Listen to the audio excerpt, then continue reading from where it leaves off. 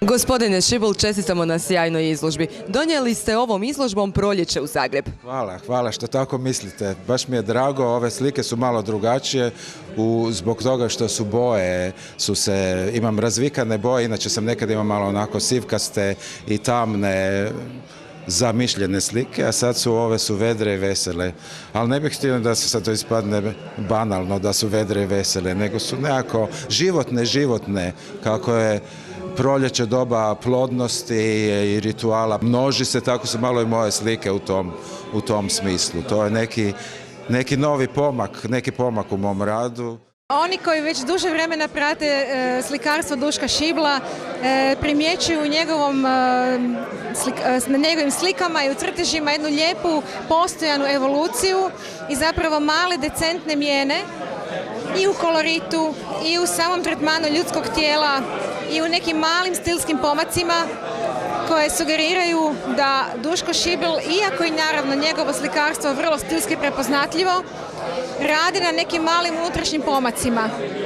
Ti pomaci se prvenstveno odnose na svjesne, zapravo kod njega kao u vidu jednog slikarskog manifesta anatomske nepravilnosti. Duško Šibl je izniman crtač, iznimno dobro poznaje ljudsko tijelo, ali njegov stil i njegova stilizacija samih kontura ljudskog tijela ide u prilog tomu da se on naslanja na veliku tradiciju europskog ekspresionizma, gdje se ljudsko tijelo prikazuje na način da je ono u egzistencijalnom grču. To je jedna zapravo metafora, jedna simbolika. Dakle, mi smo danas, naravno i u drugim ranijim periodima ljudske civilizacije, bili u nekim fazama i straha od nadolazeće dekadance ili degeneracije raznih ljudskih vrlina, načina života. I u biti se to iskazuje upravo kroz taj tretman jednog tijela koje je iskrivljeno, koje je u grču, na kojem se vidi bol.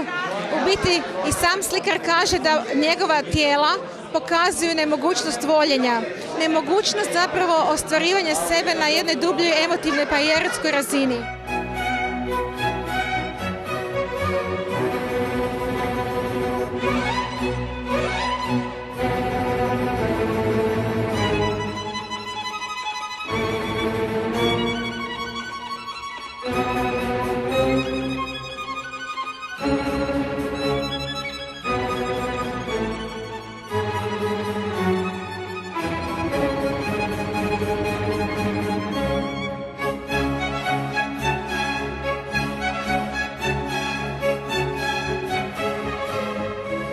Moram reći da u prvom redu čim sam ušao unutra galerije primijetio sam ove crteže koje su me oduševili.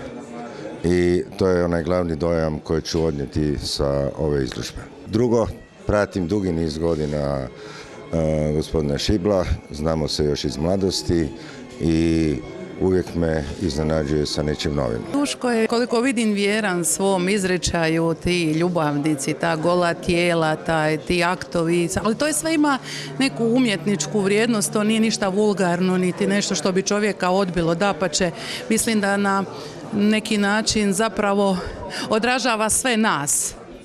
Možda je zapravo najveća tajna to ljudsko tijelo koje zapravo misle svi da ga poznaju, ali nije ono samo anatomski, ono ima i neka druga značenja. Čini mi se da u Duškovoj umjetnosti se to može vidjeti. Zapravo kroz te boje, ta raspoloženja se dosta dobro vide, ali Duško inače takav kao osoba, vedar i zapravo pun optimizma, pa mi se čini da su i ove slike na takav način daju neku nadu, optimizam, što je dobro. Ta jedna njegova lijepa, na prvi pogled čak i lagana, raskošna stilizacija tijela govori o tome da taj jedan danas opet vrlo aktualan androgeni princip, odnosno ideja panseksualnosti, gdje se miješaju i homoerotski impulsi i zapravo heteroseksualni parovi koji također nisu u mogućnosti ostvariti svoje idealne ljubavne veze, upravo nalaze taj izričaj kod Duška Šibla.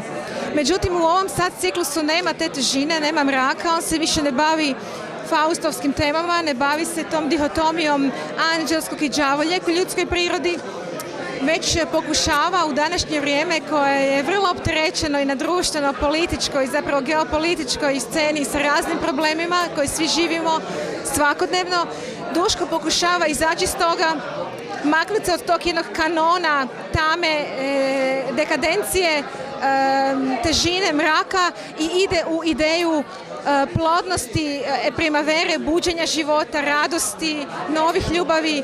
A mislim da nam je to svima danas više nego potrebno. Moje slike evoluiraju na prirodan način, ja to ništa ne forsiram, međutim vidim da ljudi komentiraju, pa je velika je promjena, gle koliko su slike vedrije nego prije i snažnije, još snažnije, tako da sam. I sad kad vidim slike u ovom prostoru, jer u ateljeu su sve jedna na drugoj, stvarno vidim da su malo drukčije i da su jake, to mi je vrlo drago, vrlo dobre reakcije.